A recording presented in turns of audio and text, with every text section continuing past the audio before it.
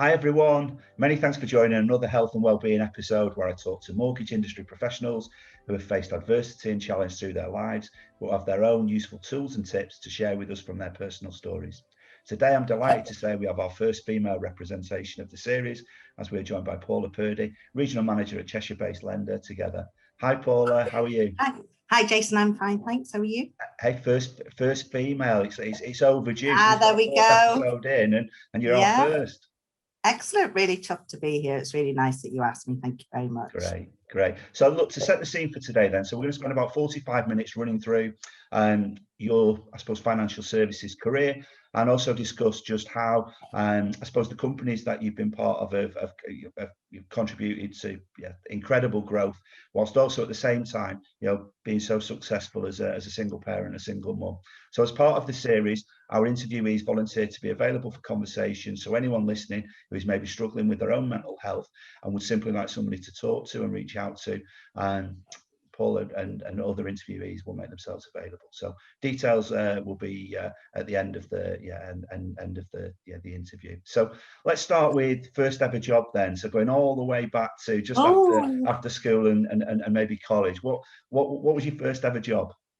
Oh, my first ever job when I was at school, I worked in a little stationery shop when we used to live down in South Wales in a place called Cowbridge. And I remember working 7.5 hours on a Saturday in this stationery shop for £4.50. And I remember thinking I was absolutely loaded at £4.50. And then they put me up to £5 and I really thought I'd made it. But I did enjoy it. It was good fun on a Saturday. And then I then went to work in a restaurant. That bit I did really enjoy. And then I worked in a nursing home.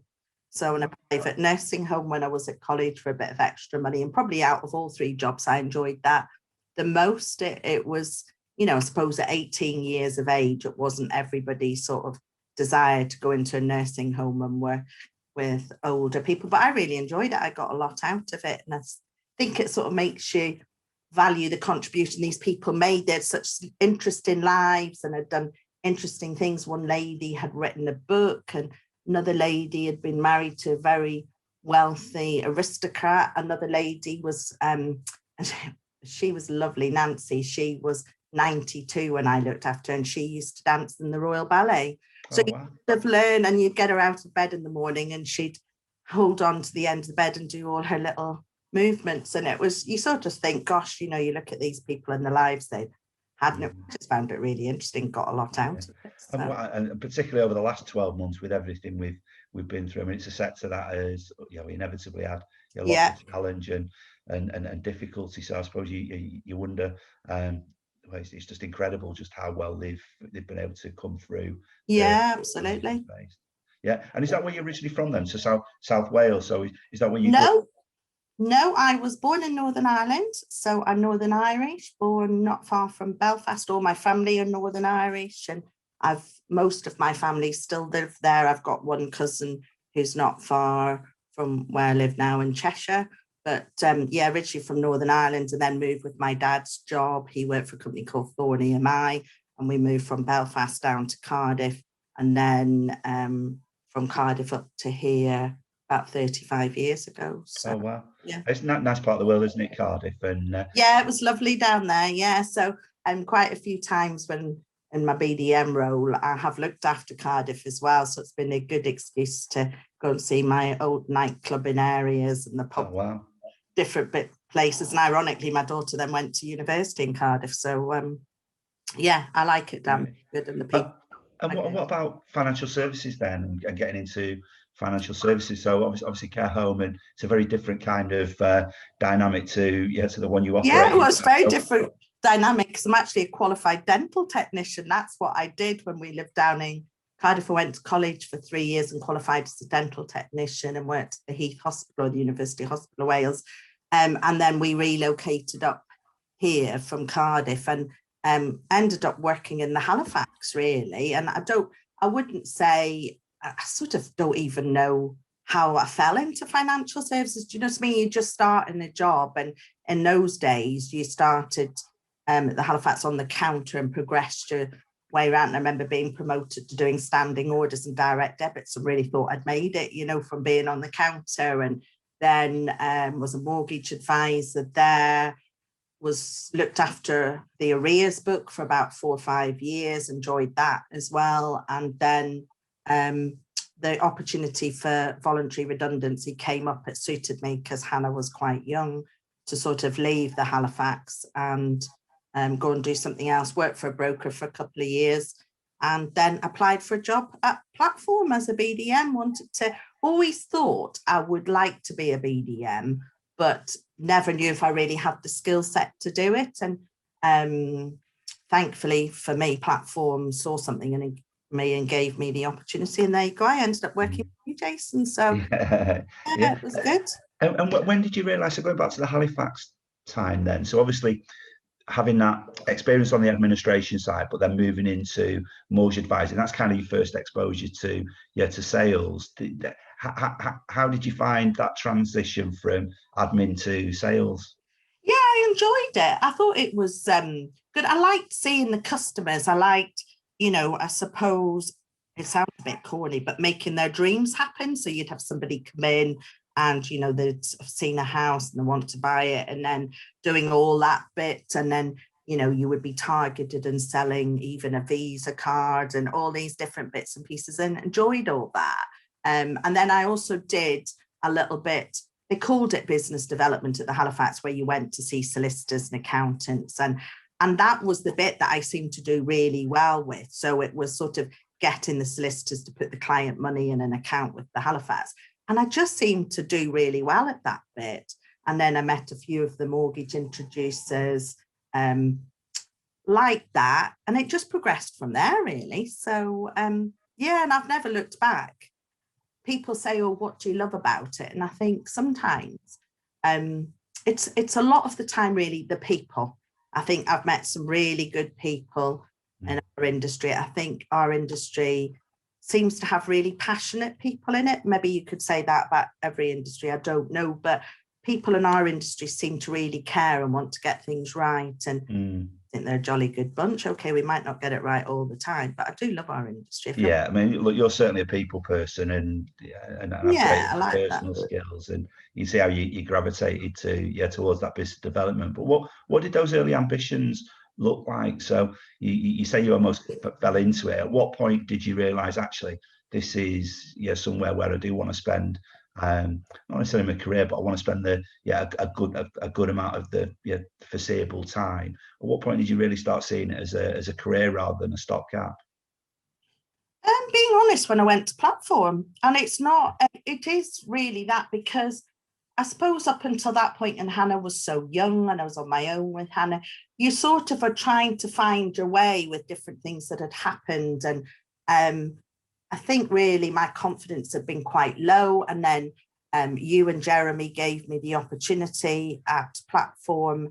And I think it was probably people seeing something in you that deep down you've got, but you've never had the opportunity to do it. And then I suddenly thought, after probably about 6 or 12 months, oh, actually, you're not too bad at this, Paula. You're doing well.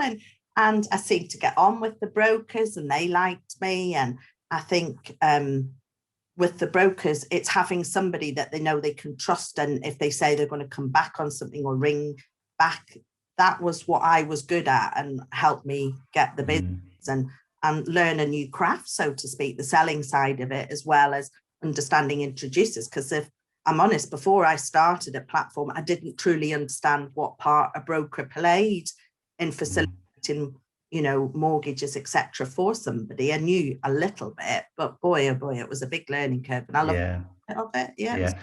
I mean, I'm interested in talking about the career progression, with Platform and Shawbrook and beyond to where you are now at Together. But I think if we just rewind a little bit, maybe back to the family life. Then I know you've mentioned Hannah a few times, and again, really interested to talk about that. And great relationship you got with your daughter there. But you were obviously close to your dad, and you mentioned your dad and the family moving around, because of his job at Thorn EMI. And I know you're really close to your mum now, but unfortunately, your dad passed at quite when you were quite a young age. So how did that impact, and how was it and helping your mum get through, the tragedy, and who was there to support you as you came to terms with, the loss of somebody who was so absolutely close to you? Yeah, it's hard, and even talking about it now, I can feel myself. You just feel really emotional about it. My dad was just a really good man. He was hardworking, absolutely loved his family. And I think the biggest quality of my dad was just his integrity. Everything he did, he just oozed integrity. And the same with my mum. And I think that's why they made such a good partnership. They had such similar morals, and just the way they wanted to live their lives was, they just made a really great team. And very sadly, my dad just went out to work one Friday morning, and for us, he never came home, and our world turned upside down. And he was only 57 years of age. My mum was widowed at 53, and I had a 5-month-old little girl, and my husband had left me 4 weeks before. So it was a tough time. But I think what we did was, I suppose the big shock for me was, I had always seen my parents as these people that were always there for me, no matter what went wrong in my life. You always could count on my mum and dad, and suddenly my dad wasn't there, and my mum was completely lost. She suddenly didn't have her best friends, her confidant. Everything had just disappeared overnight, and it was really, really tough. But I think looking back, the thing that kept us all going was Hannah.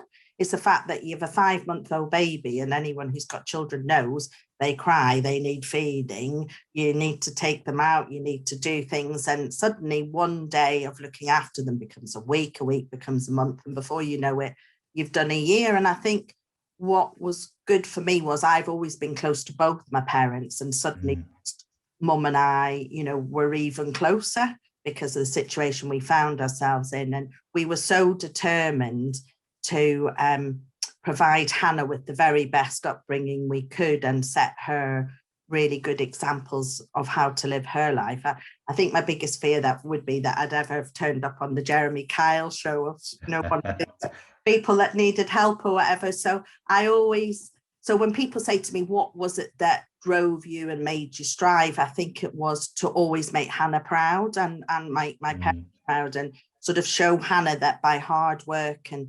tenacity and trying to do your very best and have integrity in what you do, it might actually be okay. So you'd obviously observed your dad's brilliant work ethic and sacrifice he made for the family, and then you were almost like pillars for each other. You were rocks for each other. Then you yourself. Totally agree with that. And and I just think you look back, and sometimes you do think, how did it come through it? But you do. And I always have this sort of motto in life is, you've got a couple of choices, haven't you? You can sink or swim. And always, if you look round, there's generally, even if you think you're in hard times, there's probably somebody worse off. So be very grateful for what you have got. Okay, I lost my dad, but I had an amazing relationship with him. I had, the best dad anyone could ever wish for. And it was mum, Hannah, and I have great relationships, and absolutely adore and love them. So it just was right for me. Well, look, it's an amazing perspective to have, isn't it? About life goes on, and still, trying to have some perspective, and the drive to succeed is look. The hole never disappears, does it? When you lose somebody, I lost my dad. Only a couple of years older than your dad, and the hole's there every day. But new things just fill your time, don't they? And you have other stuff that you can have fun with. You have other stuff you can look forward to. But ultimately, there's still that that gap and hole that never goes away, really. And your mum now, I know you previously used to see your mum really regularly. Is that still the case? Yeah, well, it was, with maybe a bit of a challenge with COVID and everything. Oh. It's much more distant now, because we're quite huggy, and touchy-feely. Yeah. So fortunately, there's none of that going on. It is hard, because she celebrated a big birthday this year. I won't be allowed to say how old she is, but it's a big birthday, and we had all these plans of something nice we'd do, and obviously it was very limited, but we did the best we could. So still see mum a lot, and her role has changed over the years with supporting me, because obviously when I started at Platform and became a BDM, there were lots of nights away from home, and so she would look after Hannah for me, and that went on, and then Hannah went off to university. So I suppose our relationship and our role with each other has changed over the years as Hannah's grown up, but it's just gone on to another stage, but I would say even better each time than the time before. So. Great. I mean, you obviously found strength from the from the losses we just touched on there, and it looks like having Hannah was a real focus for the family unit, really. So for the for the three of you to really strive and deliver. And just let's talk a little bit then about the journey into Platform and thereafter, because look, there's a lot of hours to fill, isn't there? And it's incredible demands, and at that same time you're trying to develop the career. How did you manage to, I suppose, balance the two there with Hannah? I know you mentioned your mum, and your mum provided some support, but how big a challenge was it to juggle both plates? I was very spoilt, I would say. My mum was amazing, so I wouldn't say. And if Hannah was here now, she'd say, "Oh, Mum, just be honest. It was Grandma who did most of the looking after me." So yes, I would say, I was very supported. It's unquestionable the support my mum gave me. She never once, and particularly as my career progressed, and because Platform at that time were in Isle of Dogs, then I went to commercial first, which became Shawbrook, and they were in Brentwood and Essex. A lot of commuting and a lot of being away from home, and at some stages it was like 3 nights a week, and that was a challenge. But I was lucky because I suppose when I've been preparing for this and thinking about what I'd say is, I think I'm just a chip off my dad, really, because it was the same. He went out to work in the morning, never worried about home, because he knew Mum looked after me, and then came home at night or whenever, with him being away a lot with his job. And then he picked up the family side of things there. And I've just done the same with Hannah, really. I just had the support of my mum. So when I went off and did my job, I knew Hannah was in safe hands. I didn't ever have the distraction or worry about that. So I could focus on my job, and then I'd come in from work, and then family life began. And so it was a bit of a cycle of that. I wouldn't say there was any great skill in it. I would say I just had brilliant support and fumbled my way through, to be honest. So really solid foundations, and that just equipped you to, I suppose, to fulfill the career aspirations that were starting to, in those Platform days, starting to really come to the fore. And I mean, you're obviously not a job hopper, so wherever you go, you lay down roots, and you like, I suppose, stability. But I know you're the kind of person who you like variety. You like to feel things are progressing, which is a nice trait. But why do you think you at the core you're not a job hopper, and you go to a place and you lay down these roots? I think it's a lot to do with who I work for. I think if it feels right, if the relationship feels right, I'm happy. And I think it's back to the point there that you made about, if I can see what my journey's looking like, I don't have to be in total control of it, but that I can see where things might lead, or that I could see that if I work hard at this, there might be this opportunity. And I think, the Platform gave me the opportunity, loved it. Think where Platform stands out for me, and I'm not just saying it, I think you and Jeremy taught me a lot of what the BDM role was about listening, about structure and meetings, and also the training we got at Platform, and you'll agree with this, was the best I've ever had in the industry. I've been on other training courses, but never like we had with Steve Tarr. It was just amazing, because he seemed to understand our industry, and he personalized it to you, and he taught you to take out of it what you needed to move on to the next thing. And I think so for that I loved. And then, I'd done sort of 3.5 years in residential. The opportunity came up to go to commercial first, and I thought, well, perhaps then I can use my skills that I've learned at Platform then in commercial property. And And that's why I ended up at commercial first, and then obviously financial crisis hit. So it was a bit of an interesting few years when commercial first came out of market, and I did some debt collecting. That was an interesting challenge. And then returned with the launch of Shawbrook Bank on the commercial side, and then went to work on the residential side. I think for me, you were actually knocking on doors of people who were in arrears. Yeah, it was most interesting. Oh, yes. I bet they were all running for cover, hiding behind the couch, weren't they? Oh, Jason, I could tell you a few stories on it, because it was an interesting time. Because, people say to me, oh, gosh, can't believe you did that. Why on earth did you do it? And you sort of say, because in 2008, there weren't many jobs out there. And I had a young daughter, and I really didn't have an awful lot of choice. And she was at private school, and it's like, I've got a mortgage and school fees to pay. I need to get my bum into gear and do this. And I did. And unfortunately for me, I had a bit of a horrible incident where a borrower decided to pull a knife on me at one of the collection visits, and he ended up in Chester Crown Court. So, I do get about mental well-being and some of the challenges you can have and different bits and pieces, but I do sort of in my heart believe what doesn't break you makes you stronger, and part of just thinks, why would I let something like that drag me down or take me off course? It was a freak incident, and you just get on with it and move on. And then Shawbrook launched, so it was a new opportunity there. I did a few years on the commercial side,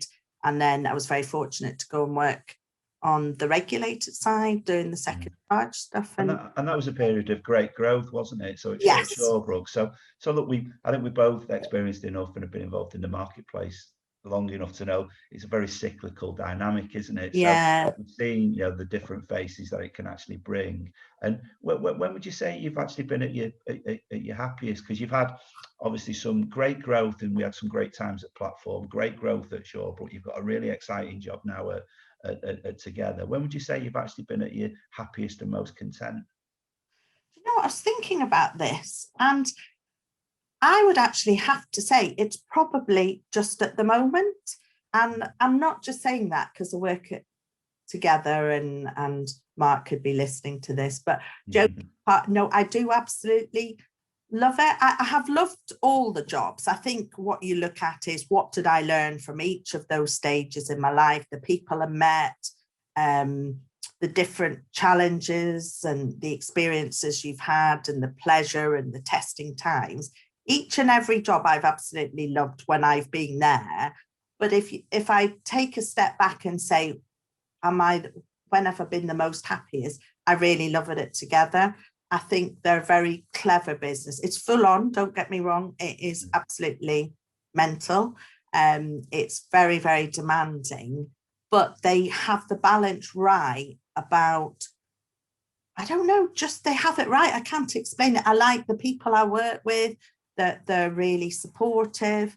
That's internal and externally. I work for a great line manager who's a real gentleman and cares about you, makes you feel valued. So I think they get all the balances right. Now, everywhere has else, but I don't know whether it's just a point in my life, and maybe with COVID, you take a step back and you think, what is really important to me? And I would say it's my family, my health, and enjoying my job. And at the moment, fortunately, touch wood, all of us are well. I'm happy and I like my job. So, yeah. Well, you said about people being passionate earlier on, and you're certainly surrounded by people who set high standards, but are very connected to what they get involved in on a daily basis. Now, I think having passion, that's absolutely fantastic to have as a characteristic. But what about the flip side of that is I suppose the stresses and strains, because we work in a marketplace which is very emotive. It's very impatient when it comes to dealing with customers. How do you deal with the daily stresses and strains that come with the job?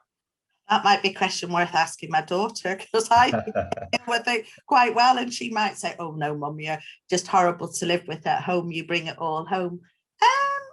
it's something, I think it's a bit of an age thing as well, isn't it? And you have to sort of work out what you can control and what you can't control. I remember somebody saying to me once, not so many years ago, probably in the last 5 years, saying to me, Paula, only worry about what is within your remit to control. Anything else, almost park it. You have to move on from it.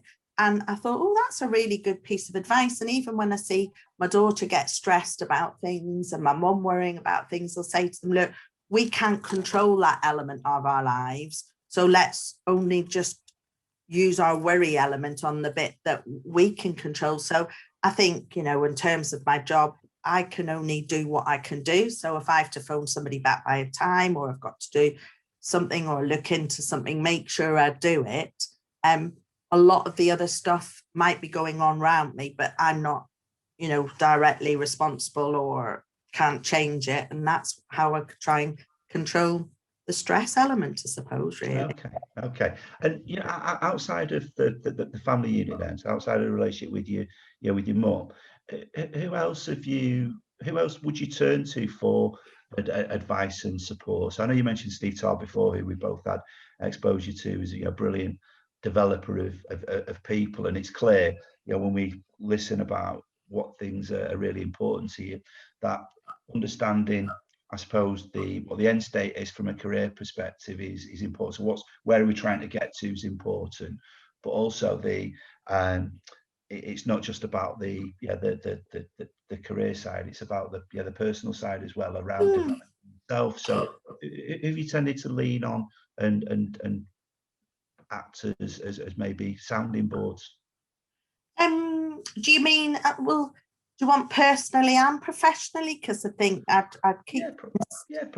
I mean, personally, I have a very close friend, Kay. We've been friends for, nearly 30 years. And I trust her implicitly. So if I was worried about stuff, and she's also, she's quite very honest. So she will tell you, she'll say, oh, I think you're going wrong with that, or perhaps you need to look at something like this. And also my mum, to be fair, I think my mum is very, how to put it? She's kept me very grounded, and she's not frightened to tell you when she thinks you're messing up. And I have learned from a very young age to embrace feedback, be it personally or professionally.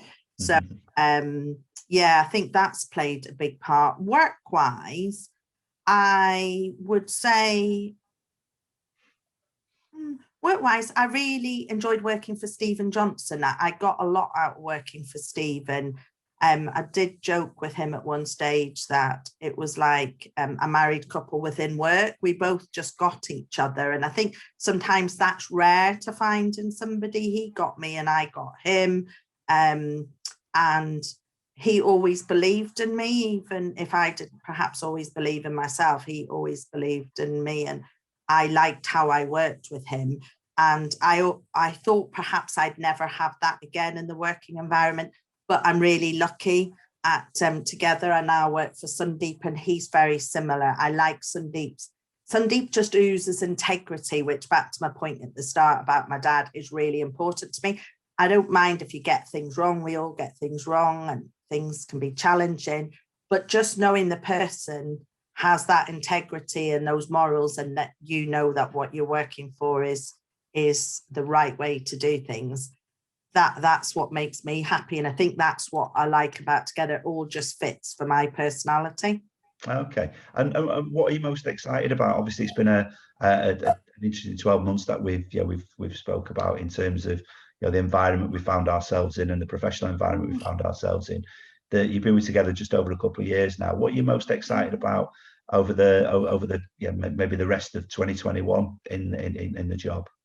I'm most excited about getting my hair done on Saturday, because the hairdressers are open. That will be a big plus. But joking apart, I think couple of things: getting out of COVID, seeing it sort of hopefully start to disappear. I think we're all missing the face-to-face interactions. I know you can only do so many Zoom and Teams calls. I think it would just be so lovely to physically be sat down in an office talking to brokers and all again, and seeing everybody within the businesses and being proud of all the companies that have survived it.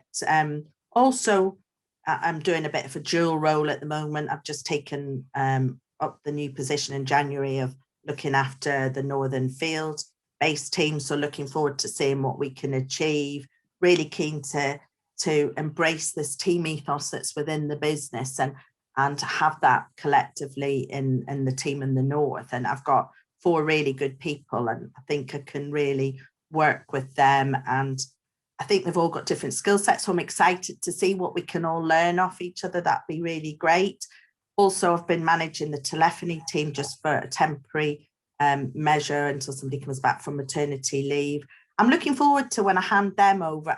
I'm dreading handing them over because there's a part of me really love doing it, but it's just not feasible to continue to do both roles for any length of time. But I'm looking forward to seeing them grow and embark on their next chapter with whoever manages them. I'm excited because I think they're in a really good place. They're, again, really good people that are working hard. So it'll be nice to see where that goes and where we go with products and, you know, how the business will look maybe at the end of 2021. It'll be exciting to see, but I just know the business is really buoyant at the moment. It's really confident and excited to bring new products and bring new things to market. So it'll be really good to see where we end up. Yeah. And you've got a little bit of an easier commute than you used to have when we worked together at Platform. So it's not quite the Isle of Dogs you need to travel to anymore, is it? No, 10 minutes down the road. Do you remember when I used to do the car run to Isle of Dogs, and we'd set off at something like 4:45 on a Monday morning and leave cars at different locations? So now it's rather nice when if they decide to have a meeting at the last minute, I go, oh yeah, that's absolutely fine, because I'm now 10 minutes, not my 4.5 to 5 hour commute anymore. So yeah, that does play a part. And that's maybe why I like the job as much as I do as well, because I haven't that pressure of sitting on the M6 and M1 for hours at a time. And what about Hannah? How's Hannah? What's she up to? Oh, Hannah's doing good. She is a teacher, so she teaches modern languages, French and Spanish. So yeah, she's good place. I'm very, very lucky, very proud of Hannah. She is a lovely young woman, really. So she's a good girl. So. And how often do you spend time together now? Oh, well, she's still living at home, because what to say, the average age of a first-time buyer is about 32 or even older. So I see that continuing for some time. Yeah. So, yeah, she's busy. You know, teaching is, and you'll understand that, is a very full-on job. You know, I think I probably didn't fully appreciate what teachers give until Hannah became a teacher, but there's a lot expected of you, so a lot of pressure. So even though she comes in at maybe 4:30, 4:45, she's then marking and lessons to prep and all that sort of thing. So weekends are when we both sort of recharge the batteries and see each other a bit more. Great. And you know, with regard to I suppose single parents, not single mums, as I said before, but single parents, you've obviously emphasise the importance of that solid foundation, and you know, you touched on being fortunate to have your mum around, and your mum's such a pillar of strength in terms of the support, enabling you to to be able to pursue the career as you have done. What hints and tips? So that's obviously a really important bit that's worked effectively for you. But what hints and tips would you give single parents and who are trying to combine both? That raising of kids as well as pursuing a career? Yeah, it's a good question, that. I'd say it's hard, probably, except that you'll not always win. You'll probably rarely win with your children. You might have a few wins in your job, and probably not give yourself a hard time on stuff. I think, particularly mindful of sort of people's mental well-being and the demands and COVID and everything. It's made life seem so very different. And I think sometimes just giving yourself a little bit of a break to say, look, I can't be amazing at absolutely everything, but I'm quite good at this and I'm quite good at that. And hopefully something weighs out and you're a winner rather than a loser. But I think it's tough. And I think what you do learn, maybe COVID's highlighted it particularly, is we all need each other, and you certainly need someone, don't you? So mine has been my mum, who's always supported me. I've got some lovely friends who've always been there for me as well, and long time friends, you know, friends of like 30 years plus. But a lot of it is just sort of don't beat yourself up, don't give yourself a hard time, and believe in yourself a bit. I think that's perhaps was the biggest shock for me, that I actually, when my marriage broke down and Dad died, you know, it was a pretty challenging time, and you sort of think, oh, you know, will I ever really go on to do anything great, and will I achieve much and whatever? And I think, yeah, you can, if you've got support and you believe in yourself. Yes, you can do it. And do you think I mean, as you mentioning those points there, which are crucial for, I suppose, single parents, I think was the question. Do you think that the response is similar when it comes to mental health and well-being? So, because again, I think, you know, when we look at people who've maybe reached out from previous episodes, the people who feel a little bit isolated, they feel a little bit doubtful about the future. And just hearing you say your responses there just sounded like some of the responses we've had with, you know, with maybe the question when we've asked it very specifically about mental health and well-being. Yeah, I agree. And I think, you know, I think if anything we should learn from this is to talk to people. But I do understand you have to feel you can trust the person. I think that is the really big thing. It's this trust element, because, you know, people, high profile people in the last 12 months have taken their lives and things due to not being able to handle things. And I get all of that. And what makes me feel sad is that they didn't ever feel there was maybe somebody they could really trust. So I sometimes think people feel it's good to have lots of people around them, which is great. If that's the thing that works for you, that's fine. But I think when the cookie crumbles, it's having really like a confidant, somebody that you can really trust in on your darkest day, can say to somebody, and that person that you trust is a good listener. I think that's a real skill in it, and maybe just are good at picking up when maybe somebody isn't in quite the right place and needing to support them and help them. But the problem is we all lead such busy lives, and if people aren't able to sort of don't feel within them that they can share something, you know, it's not easy. But I think if you can find somebody that you can really trust, you should try and tell them if you're worried. Yeah, so I mean, it's again, it's something that's come out in the previous episodes, really, of the, you know, just the art of conversation and the importance of communicating, really, and being there for others, and also needing some core confidence, as you've mentioned there, just people you can absolutely rely and depend upon.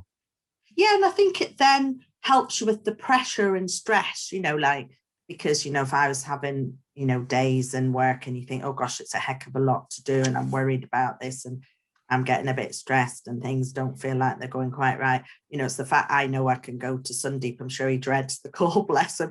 But, you know, you can sort of say to somebody, you know, what do I need to do about this? I'm really worried about that. And it's having that, you know, that's professionally and personally, and to have my mum.